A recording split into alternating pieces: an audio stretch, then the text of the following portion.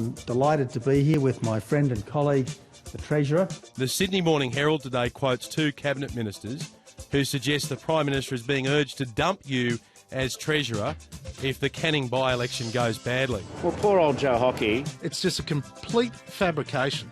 This is a matter of almost no account whatsoever. It's a bit disloyal of his parliamentary colleagues to anonymously be backgrounding against him. You're always going to have some fringe whingers. It's a matter of so little moment that not a single person has raised it with me. Whoever the critics are, they'll always be loud. Happy birthday to you. Happy birthday to you.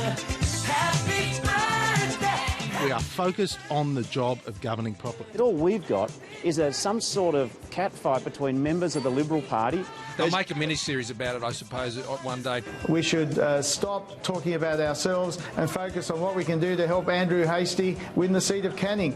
You had Senator Sinodinos come out and attacking his colleagues. If it's treacherous to stand up for your candidate in Canning, then I plead guilty of that. Malcolm Turnbull wants Tony Abbott's job. I'm really not going to buy into all the East Coast political gossip. Scott Morrison wants anyone's job. Would you take the job?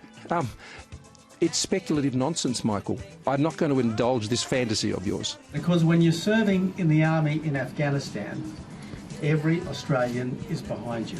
Joe's a great bloke and he's doing a tremendous job. But when you sit in Parliament, the people aren't quite behind you in the same. So who's leaking? Would you be able to leak to me who's leaking from Cabinet? I think people can have a fair idea as to who's leaking. Whoever it is, they better watch out. Go out on a limb. So, you're telling Scott Morrison he should watch out?